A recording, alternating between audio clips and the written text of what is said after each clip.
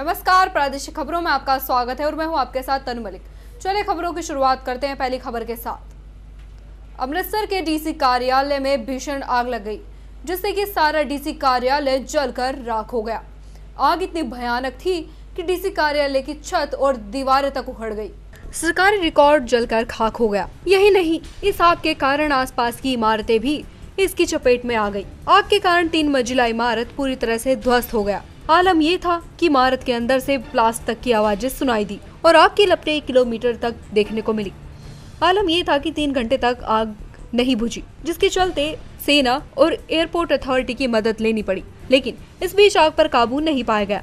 आग तेज हवा के कारण तेजी से जलने लगी। साथ ही इस डीसीपी कार्यालय के बाहर के गेट को तोड़ना पड़ा, क्योंकि मुख्य दरवाजे के नादर बड़ी एयरपोर्ट की दमकल विभाग की गाड़ी तक नहीं घुस सकी। यही नहीं, इस मौके पर सारा पुलिस विभाग मौके पर आया। साथ ही अमृतसर के आसपास के जिलों की दमकल विभाग की गाड़ियों को बुलाना पड़ा। इस आग का मुख्य कारण शॉर्ट सर्किट रहा है, जिस कारण ये आग लगी है। साथ ही इस आग के कारण कई महत्वपूर्ण दस्तावेज जल चुके हैं। इस बीच स्थानीय कर्मचारियों ने अपनी जान पर खेलकर बचे हुए इमारत में फाइल निकालने का काम शुरू किया। दरअसल आजादी के समय से पहले का ये डीसीपी कार्यालय बना है, जो कि एक ऐतिहासिक धरोहर है। इस आग को बुझाने का काम किया जा रहा है, लेकिन आग बढ़ती ही जा रही है। वहीं इस बीच फायर ऑफिसर का कहना है कि इस कार्यालय में आग बुझाने का कोई यंत्र नहीं था, जिस कारण 10 गाड़ियों को 2 बार यहां पर बुलाई गई और सेना की और एयरपोर्ट अथॉरिटी की मदद ली जा रही है और आग को काबू करने का प्रयास किया जा रहा है। और पानी का प्रबंध न होने के कारण आग ज्यादा फैल गई। वहीं इस मामले में दमकल विभाग के कर्मचारी जान हथेली पर रखकर इस आग को बुझाने का काम कर रहे थे। वहीं इस मामले में देश के राष्ट्रीय ध्वज को आग लगने वाली थी, लेकिन पुलिस ने अपनी जान पर खेलकर ध्वज को उतारा। वहीं इस मौके पर हजारों लोग एकत्रित हो गए। साथ ही इस मौके पर फायर अधिकारियों का कहना है कि आग लगने का कारण शॉर्ट सर्किट है। गुरदासपुर में खून के रिश्तों को तार तार करने का मामला सामने आया है। चंद रुपयों के लिए भांजे ने अपने मामा का कत्ल कर दिया। वहीं इस मामले में पुलिस की तरफ से कत्ल का मामला दर्ज कर आरोपियों की तलाश शुरू कर दी गई है। जिला गुरदासपुर के गांव मोखा के रहने वाले सुच्चा राम का बीती देर शाम खेतों में तेजधार हथियार से वार कर कत्ल कर दिया गया और इस कत्ल की वारदात को अंजाम खुद सुच्चा राम के भांजे ने दिया। उसने अपने कुछ साथियों के साथ मिलकर अपने मामा को मौत के घाट उतार दिया। वही बताया जा रहा है कि ये मामा और भांजा कुछ समय से इकट्ठे मिलकर सब्जी की खेतीबाड़ी करते थे और उसी के चलते हिसाब में कुछ पैसों के लेन देन के चलते दोनों की पहले तकरार हुई और फिर जग्गा ने अपने मामा सुच्चा राम पर तेज धारदार हथियार से वार कर उसे मौत के घाट उतार दिया। वहीं इस मामले में पुलिस जिला गुरदासपुर की तरफ से मृतक सुच्चा राम के परिजनों के बयान पर सुच्चा राम के भांजे जग्गा और उसके 4 साथियों समेत लोगों पर कत्ल का मामला दर्ज कर लिया है। वहीं पुलिस जांच अधिकारी ने बताया कि उनकी तरफ से मृतक के शव का पोस्टमार्टम सिविल अस्पताल गुरदासपुर में करवाया गया है और वहीं उन्होंने दावा किया कि जल्द ही आरोपियों को पकड़ लिया जाएगा। कश्मीर चंदा कि साडे भणवैया जिहड़ा सुच्चा राम आ ਉਹਦਾ ਪਿੰਡ ਜਿਹੜਾ ਮੋਖਿਆਂ ਵਿਖੇ ਆਪਣੇ ਭਾਣਜਾ ਜਿਹੜਾ ਉਹਦਾ ਜੱਗਾ ਉਹਦੇ ਨਾਲ ਰਲ ਕੇ ਸਬਜ਼ੀ ਦਾ ਕੰਮ ਕਰਦਾ ਸੀਗਾ ਤੇ ਉਹਨਾਂ ਦਾ ਕਿਸੇ ਇੱਕ ਦੂਜੇ ਦੇ ਨਾਲ ਸਬਜ਼ੀ ਦੇ ਪੈਸਿਆਂ ਤੋਂ ਲੈਣ ਦੇਣ ਤੋਂ ਜਿਹੜਾ ਝਗੜਾ ਹੋਇਆ ਤੇ ਜਿਹੜਾ ਉਹਨੇ ਤੇ ਉਹਦਾ ਇੱਕ ਭਣਵਈਆ ਵੀਰਾ ਤੇ ਉਹਦੀ ਘਰਵਾਲੀ ਤੇ ਉਹਦਾ ਪਿਓ ਜਿਹੜਾ ਉਹਨਾਂ ਨੇ ਉਹਨੂੰ ਤੇਜ਼ ਧਾਰਾਂ ਹਥਿਆਰਾਂ ਨਾਲ ਰਲ ਕੇ ਤੇ ਉੱਥੇ ਜਿਹੜਾ ਉਹਦਾ ਮਤਲਬ ਕਿ ਜ਼ਖਮੀ ਕਰ ਦਿੱਤਾ ਸੀ ਤੇ ਜਿਹੜਾ ਉਹਨਾਂ ਨੂੰ ਮੁੜ ਕੇ ਦਾਖਲ ਕਰਾਇਆ ਤੇ ਉਹ ਜਿਹੜਾ ਉਹ ਸੱਟਾਂ ਦੀ ਤਾਪ ਚੱਲਦਾ ਨਾ ਹੋਇਆ ਉਹਦੀ ਜਿਹੜੀ ਉਹ ਡੈਥ ਹੋ ਗਈ ਆ। ਉਹਦੇ ਸਬੰਧ ਵਿੱਚ ਮੈਂ ਤੇ ਐਸਐਚਓ ਸਾਹਿਬ ਪੁੱਜ ਕੇ ਮੌਕੇ ਤੇ ਜਿਹੜੀ ਉਹ 302 ਦਾ ਪਰਚਾ ਦਰਜ ਕਰ ਦਿੱਤਾ। ਤਫਤੀਸ਼ ਕਰ ਰਹੇ ਆ। ਦੋਸ਼ੀ ਜਿਹੜੇ ਫਰਾਰ ਉਹਨਾਂ ਦੀ ਭਾਲ ਜਾਰੀ ਹੈ। ਕਿੰਨੇ ਦੋਸ਼ੀਆਂ ਤਕਰੀਬਨ ਪਰਚਾ ਦਰਜ ਹੈ? 4 ਦੋਸ਼ੀਆਂ ਦੇ ਖਿਲਾਫ ਜਿਹੜਾ ਐਫਆਈਆਰ ਦਰਜ ਕੀਤੀ ਹੈ ਤੇ ਉਹ ਚਾਰੇ ਜਿਹੜੇ ਆ ਦੋਸ਼ੀ ਜਿਹੜੇ ਫਰਾਰ ਨੇ ਉਹਨਾਂ ਦੇ ਘਰਾਂ ਤੇ ਰੇਡ ਕੀਤੇ ਜਾ ਰਹੇ ਆ। ਕੋਈ ਪਤਾ ਲੱਗਾ ਕਿੰਨੇ ਕੁ ਪੈਸਿਆਂ ਦਾ ਲੈਣ ਦੇਣ ਸੀ? ਇਹ ਇਹਨਾਂ ਦਾ ਆਪਸ ਵਿੱਚ ਇਹ ਸੀਗਾ ਵੀ ਜਿਹੜਾ ਸਬਜ਼ੀ ਵੇਚਦਾ ਜਿਹੜਾ ਜਾਂਦਾ ਉਹ ਕਹਿੰਦਾ ਵੀ ਇਹ ਜਿਹੜਾ ਮਾਮਾ ਵਾ ਉਹ ਵੀ ਹੇਰਾਫੇਰੀ ਕਰਦਾ ਤੇ ਭਣੇਵਾਂ ਇਹਨਾਂ ਦਾ ਆਪੋ ਚੋਂ ਦੀ ਪੈਸਿਆਂ ਦੇ ਲੈਣ ਦੇਣ ਦਾ ਇੱਕ ਦੂਜੇ ਤੇ ਸ਼ੱਕ ਕਰਦੇ ਸੀ। ਇਸੇ ਗੱਲ ਤੋਂ ਜਿਹੜਾ ਇਹ तकरार ਵੱਧ ਗਿਆ तो वो ਜਿਹੜੀ ਗੱਲ ਇੱਥੋਂ तक पहुंच गई। हरियाणा में धान की फसल के रेट को लेकर पहले ही किसानों ने सरकार के खिलाफ मोर्चा खोल रखा है, लेकिन अब औने पौने दाम पर उत्तर प्रदेश से धान हरियाणा में लाई जा रही है और वो भी सीधे सेलरों में, ऐसे कि यमुनानगर के बॉर्डर पर भारतीय किसान संघ ने उत्तर प्रदेश से आने वाले धान की ट्रॉलियों को न केवल रोका बल्कि उन्हें वापस भी भेजने पर मजबूर कर दिया। धान को लेकर किसान पहले ही सरकार के खिलाफ अपनी आवाज उठाने में एकजुट हो रहे थे कि अब औने पौने दाम पर धान उत्तर प्रदेश से सीधे हरियाणा के व्यापारियों के पास लाई जा रही है और ऐसे में पहले भी यूपी के धान को हरियाणा में आने से तो रोका गया था, लेकिन कुछ लोगों ने ये कहकर हरियाणा की मंडियों में धान भेज दिया था कि यह धान हरियाणा के किसानों की ही है और यमुना नदी से सही रास्ता न होने के कारण उसे सड़क मार्ग से लाया गया। लेकिन देर रात यमुनानगर के कलानौर स्थित बॉर्डर पर भारतीय किसान संघ ने उत्तर प्रदेश से आने वाली धान की पोल खोल दी। दरअसल जो धान से भरी हुई ट्रॉलियां हरियाणा में लाई जा रही थी, उन्हें मंडी में नहीं बल्कि सीधे निशिंग के सेलरों में ले जाया जाता था और उसके बिल किसानों के हाथ लगते एक किसान गुस्से से आग बबूला हो उठे और उन्होंने धान से भरी सभी ट्रॉलियों को बॉर्डर पर ही रोक दिया और इस मामले में पुलिस और खाद्य पूर्ति विभाग को भी सूचित कर दिया गया। पुलिस ने आते ही जब धान से भरी हुई ट्रॉलियों के बिलों को देखा तो इस संबंध में उन्हें खाद्य पूर्ति विभाग के अधिकारियों से बातचीत करने के बाद ऐसी ट्रॉलियों को सीमा में न आने की हिदायत दी। फिलहाल पुलिस ने सभी ट्रॉलियों को तो वापस उत्तर प्रदेश भेज दिया है, लेकिन वहीं किसानों का अब यही कहना है कि इस धान से भरी ट्रॉलियों को रोकने के लिए अब खाद्य पूर्ति विभाग के साथ साथ पुलिस को भी तैनात किया जाए, क्योंकि उत्तर प्रदेश से धान को महज 1100 रुपए में ही खरीदा जा रहा है और वे व्यापारी सीधे तौर पर खरीद कर सरकार को भी चूना लगा रहा है। जी हाँ जी। कहाँ लेके जाना? ये लाडवे जाएगी जी। तो इतनी जीरी यूपी से हरियाणा में आ रही है? हाँ जी। कैसे लेके जा रहे हो इसको? इसको किराए पे ही ले आ रहे जी, हम तो लेके जी। तो रास्ते में रोकते नहीं? रास्ते में रोक के आ जी, ये उरे अपना है नहीं पुल पार करके यहाँ रोक क्या था जी। ट्रालियाँ तो जी फिलहाल तो हम 4 ही निकाल के लाए जी। यूपी से दिन में सब में धान लदा हुआ था और ये धान सारा किसान का न होकर व्यापारियों का था। इनकी सीधी जो सप्लाई है सेलरों में है, जिस वजह से यहाँ की किसान की जो धान है वो नहीं बिक रही, क्योंकि यहाँ का जो व्यापारी है वो यूपी से कम भाव में धान खरीद रहा और अपना वो कोटा पूरा कर रहा है। इसलिए यहाँ का किसान भी परेशान है और सरकार भी परेशान है। तो इसलिए उसके विरोध में हमने धान रोकी, भाई हम ये धान यहाँ पे बिकने नहीं देंगे व्यापारियों की, पहले यहाँ के किसान का धान लिया जाए। अब वापस भेज दी? अब ये वापस हमने यूपी वापस भेज दी प्रशासन के सहयोग से। भारतीय किसान संघ तो सिर्फ सूचना दे सकता है, जागरूक कर सकता है प्रशासन को भी, लेकिन कहीं ना कहीं जो ये फूड सप्लाई का महकमा है, इसके जो कर्मचारी हैं उनकी मिलीभगत से सारा धान हरियाणा में आ रहा है। तो रोकने के लिए क्या प्रयास किया जाए? इसको रोकने के प्रयास और महकमों को भी इसको लगाया जाए, पुलिस को भी बिठाया जाए नाकों पे, इनके साथ पुलिस भी होनी चाहिए और किसी और महकमे कोई भी ड्यूटी लगानी चाहिए। ज़्यादा से ज़्यादा महकमे इसमें सरकार के लगें, तभी ये गोरख धंधा रुक सकता है। ट्रालियाँ आ गई थी और सप्लाई वाले थोड़ा दूसरी साइड में गए, इधर हम किसानों ने उनको रोक दिया था और ट्रालियाँ जो है वापस मिल गई। वाशिम जिला सामान्य अस्पताल में 15 अक्टूबर को की गई मोतियाबिंद की शल्य क्रियाएं असफल होने का मामला प्रकाश में आया है। इस मामले में वाशिम की जिला शल्य चिकित्सक डॉक्टर सुरेखा मेढे सहित चिकित्सा अधिकारी डॉक्टर प्रशांत पंजाब राव चौहान को कार्य में लापरवाही के चलते निलंबित किया गया है।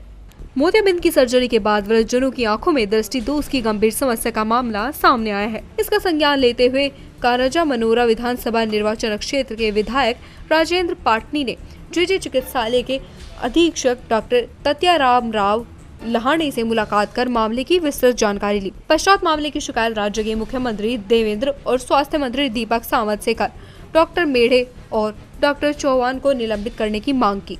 इस गंभीर मामले में प्रथम दृष्टया दोषी पाए जाने पर सार्वजनिक स्वास्थ्य विभाग मंत्रालय ने जिला शल्य चिकित्सक डॉक्टर SK मेढे और चिकित्सा अधिकारी डॉक्टर प्रशांत पंजाब राव चौहान के निलंबन का आदेश जारी कर दिया।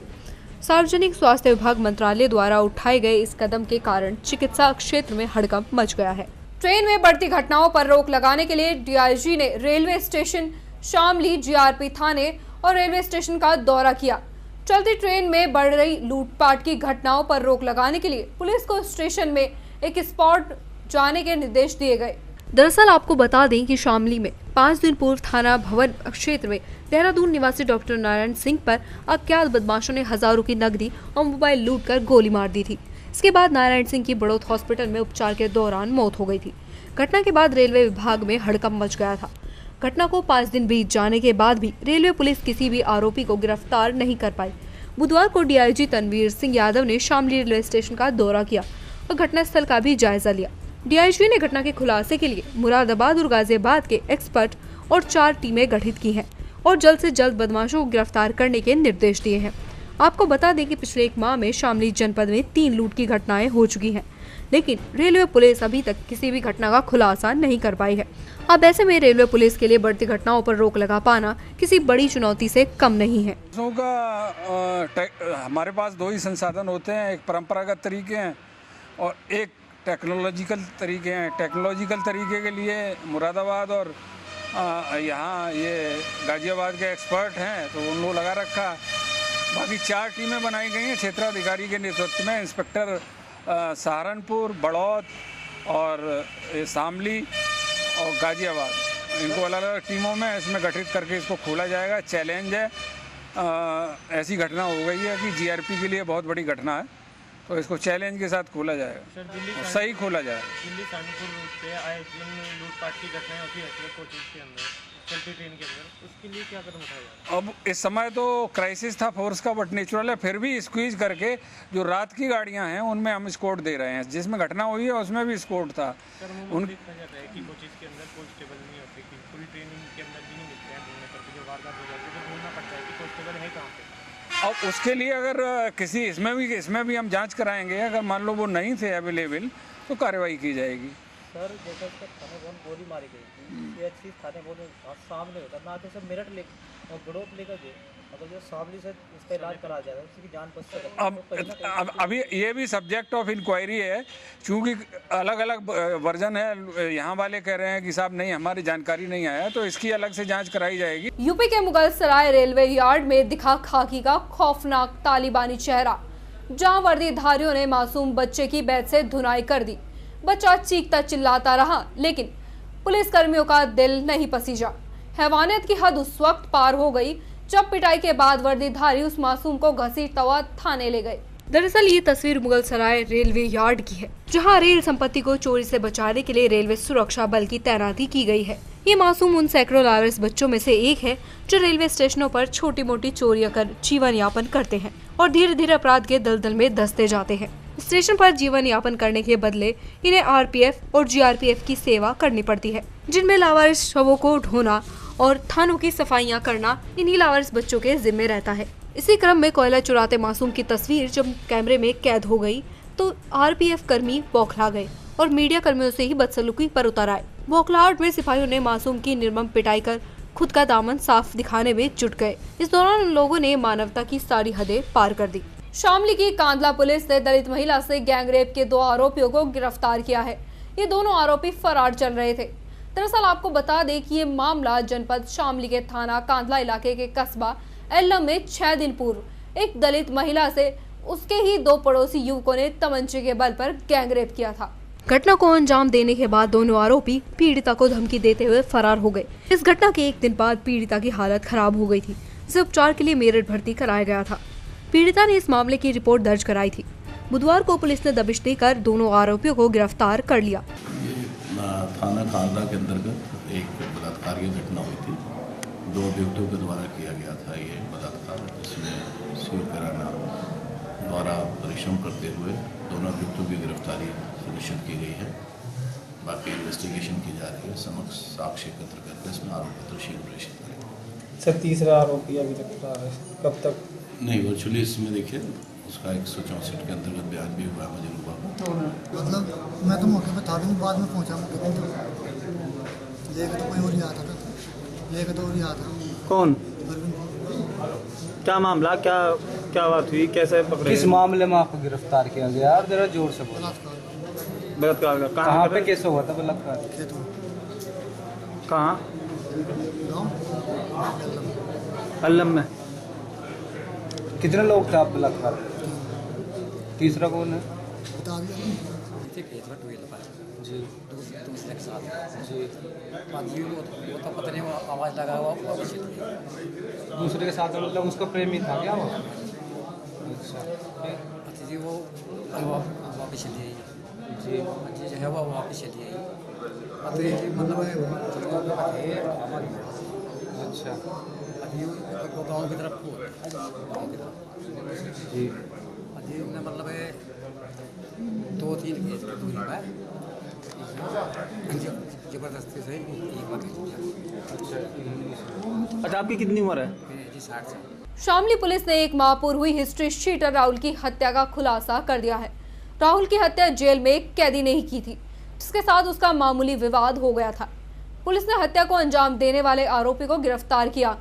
हत्यारे के पास से पुलिस ने एक 9 mm का पिस्टल भी बरामद किया है। दरअसल आपको बता दें कि ये मामला जनपद शामली की सदर कोतवाली इलाके के गांव कुडाना का है। यहाँ के रहने वाले हिस्ट्री शीटर राहुल का गोली लगा शव एक माह पूर्व गांव के ही जंगल में पड़ा मिला था। राहुल पर भी कई आपराधिक मामले दर्ज थे। राहुल की हत्या की गुत्थी सुलझाना पुलिस के लिए टेढ़ी खीर बनी हुई थी, लेकिन पुलिस ने सर्विलांस के आधार पर एक युवक को गिरफ्तार किया है। पुलिस की हिरासत में आए युवक पारस ने बताया कि उसके मुजफ्फरनगर जेल में किसी बात को लेकर विवाद हो गया था। उसी का बदला उसने राहुल की हत्या करके लिया।